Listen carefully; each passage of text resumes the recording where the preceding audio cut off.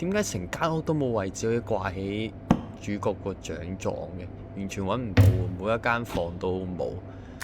唔通要放喺個床下底先 OK 啊？咁但係獎狀嚟嘅喎，邊有可能就係放喺床下底啊？但好似冇辦法，只可以咁做。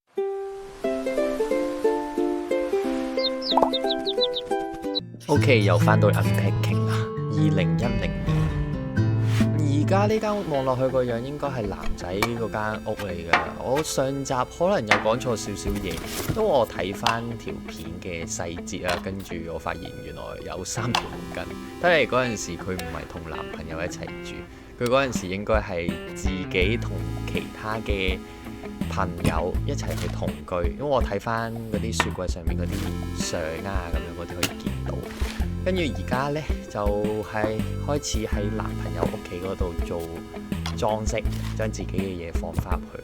但係我睇呢間屋有好多個位置，其實都比較細，即係比較窄，其實都唔係好擺到女主角佢嗰啲物件嘅。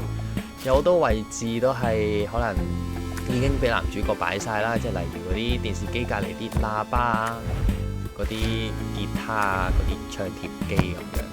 佢應該係一個好中意音樂嘅人嚟嘅，咁另外都會有一個排風缸喺度啦。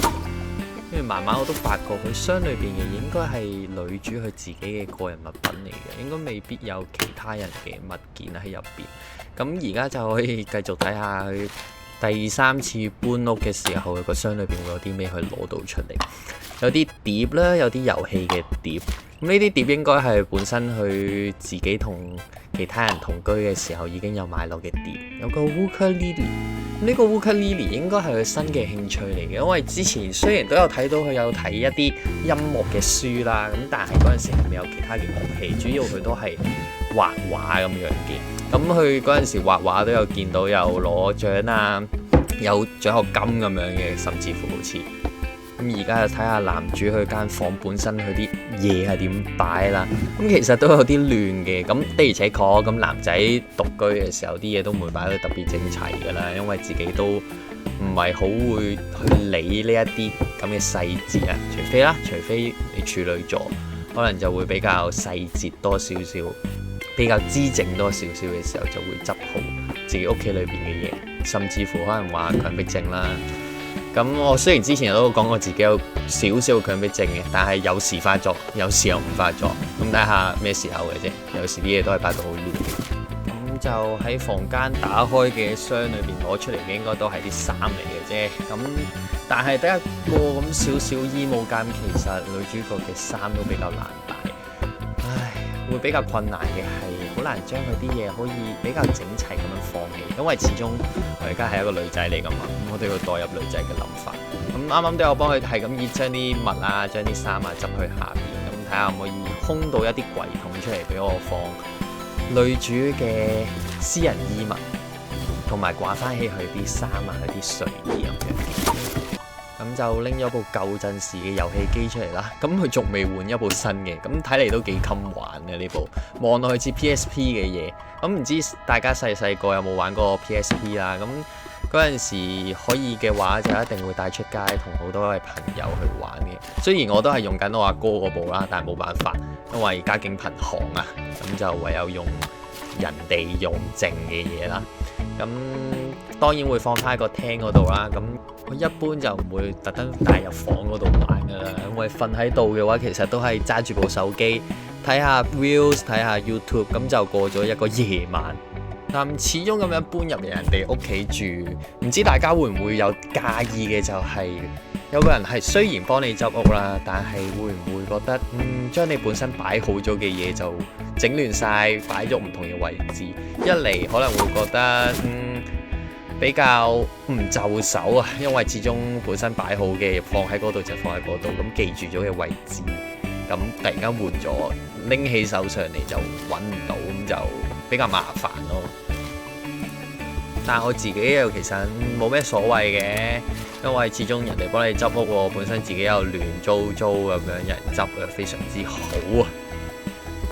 咁又講下我玩呢隻 game 嘅時候個感覺係點啦？咁玩嘅時候其實係幾抒情嘅。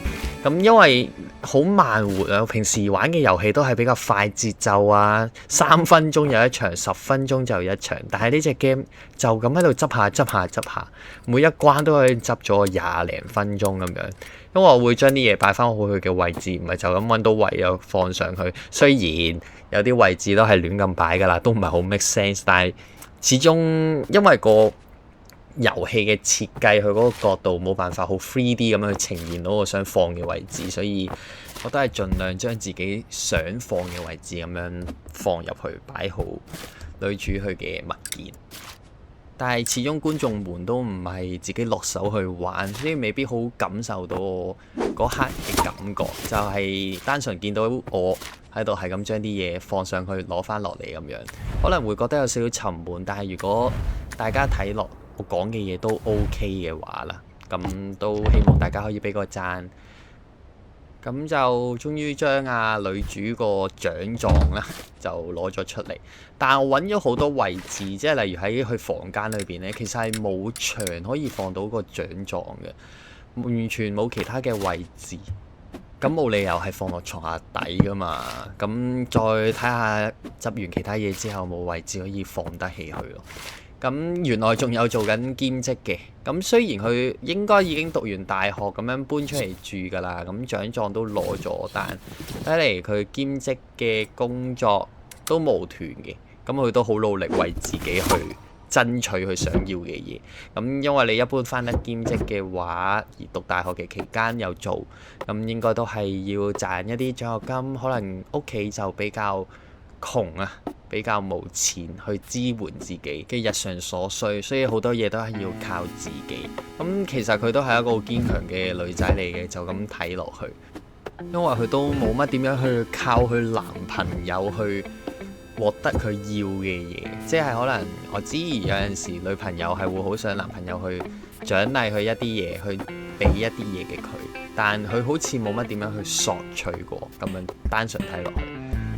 咁一件件喺個箱度攞出嚟即刻放好，其實會比較麻煩，因為啲位置嘅話唔係點知點放好，所以我玩到呢個位置，又將所有嘢就排好晒喺度，咁逐件去睇有啲咩可以 combine 埋一齊放落去。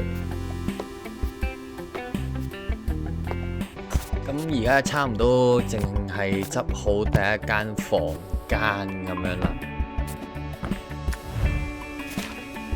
好，咁而家翻返去個廳嗰度，繼續將廳嘅箱開埋出嚟，咁就將啲嘢直接放出嚟。見到本身已經揾咗位置嘅就放好佢，未揾到位置就擺住喺地下，擺住喺張台上邊。咁最後再執翻整齊佢。咁呢個方法應該會快少少，係啦。咁就同埋都唔會拉到，可能會令到人覺得悶。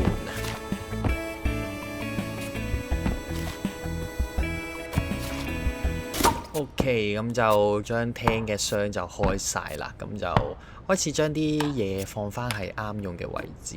我一路喺度執開嗰啲箱，睇嗰啲書嗰啲圖畫嘅時間呢，都見到佢其實有好多書，佢本身已經由細細個可能已經有，或者讀緊書嘅期間已經有嘅一啲書，佢都繼續咁留緊落嚟。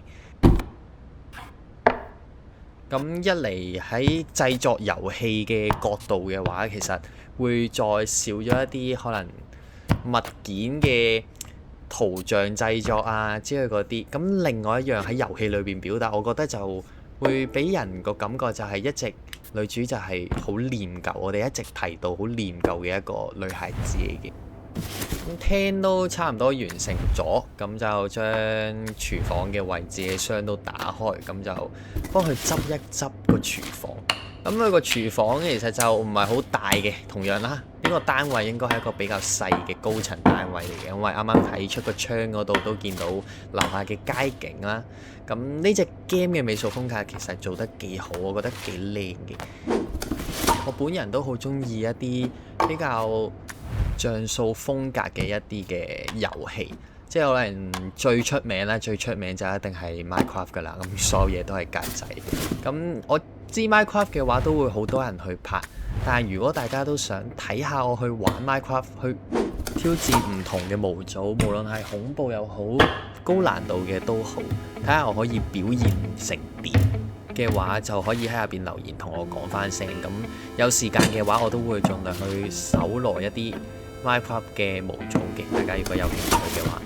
咁都差唔多，將啲箱已經執晒出嚟，啲物件都係同樣放晒喺個地下嗰度先算㗎啦。咁就開始執翻啲嘢。咁喺呢個位置其實可以睇到嗰啲相裏邊呢係有佢哋兩個嘅合照。但我自己就唔係一個好中意影相嘅人，因為我都係中意用自己去記憶，去記低當刻發生嗰件事情。當然，如果有相嘅話，可以幫助自己記憶得更好啦。但因為如果可以自己去諗翻，突然間醒翻起，其實我會覺得會更加好味嘅呢件事，我會用好味嚟形容。咁呢個位置都會再想問下觀眾們，大家會中意睇小説啦，會中意睇漫畫定係睇戲多啲呢？每個人嘅感覺都唔會同嘅，因為我中意嘅話就會比較中意小説，因為啱啱都講到我連記憶回味嘅時間都會形容為好味。其實我就會覺得用小説去表達嘅時候，每個人睇嘅嘢都會唔同，每個人創造嘅世界都唔同，每個人去睇完呢本小説都會創造一個新嘅世界出嚟。雖然個世界觀呢係作者已經既定咗喺度，但你睇到嘅嘢其實好唔一樣，可以。咁又翻入嚟遊戲呢度啦。咁啱啱呢度呢，其實打開咗呢個櫃桶幾次嘅，但係嗰陣時我都冇發現到呢個男主角係有罐蛋白粉喺度嘅。咁同埋佢都冇乜特別多嘅廚具喺度。咁其實佢係咪平時唔係點樣煮嘢食嘅呢？因為佢煲嘅話都係要女主角搬翻佢平時用開嗰個煲過嚟。電飯煲都係一個舊嘅電飯煲嚟嘅。講起廚房啊，講翻上一集。我有少少誤會咗，因為佢係同男朋友一齊住嘅時候咧，個廚房嗰度啲碗咧未洗，我有少少怪錯咗佢先。但我唔知佢而家個性格係點樣啦。咁但係咧，嗰啲同居嘅室友咧，原來都係個污嚟嘅。咁大家一齊住，可能住 hall 嘅時候咧，咁因為都唔同嘅房間，所以有啲拗撬啊咁樣嗰啲都可能出現。但會唔會因為洗碗槽裏邊有碗嚟爭執嘅呢？我都比較想知，因為我都冇讀過大學啊，或者係一個中學畢業嘅小廢材啊。咁廚房都完成咗啦，咁就直接到下一個啦，最後啦應該就係廁所。咁今次佢搬過嚟嘅時候呢，就得一個箱嘅啫。咁得一個箱嘅話，應該擺唔到太多嘅嘢㗎啦。咁呢一 part 應該會比較快完成嘅。咁就逐件咁樣放落去啦。咁就莫名其妙啊，拎咗個啱啱之前講過嘅飛碟機過嚟啊。咁放喺浴室嘅箱裏邊。咁佢搬嘅時候應該都唔係將啲嘢執到好整齊，咁都係要靠我哋去幫佢將佢嘅物件放得好整齊。如果唔係，一般你一個箱啱啱之前都有講過，一個箱嘅話都會 group 晒喺一間房嗰度嘅，就唔會分開每一個箱唔同嘅嘢亂咁放到周圍都係咁樣咯。咁就啲嘢都放晒出嚟啦，咁就差唔多要完成呢一個章節，咁就擺翻好佢啲紅色框框框住嘅東西，咁就 OK 啦。咁我都係到呢個位置先開始留意啲物件嗰啲樣多啲啦。咁都見到嘅公仔呢，佢咪細個已經有買俾佢噶啦。咁應該係爸爸媽媽買俾佢嘅嗰陣時，咁佢一直都有留到嚟而家嘅。咁個公仔上邊都有開始有啲傷痕咁樣啦，但係佢都唔捨得掉。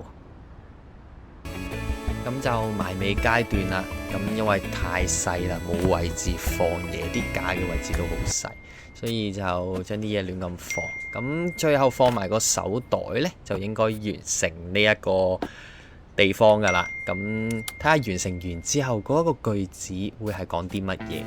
咁都冇辦法嘅，太細嘅房間的而且確兩個人住係足夠，但位置真係唔夠嘅。咁而家完成咗啦，攝入相簿呢度幾乎冇容納我嘅空間，睇嚟佢都有少少不滿啊。今集係咁多先，咁下次就係2012年噶啦。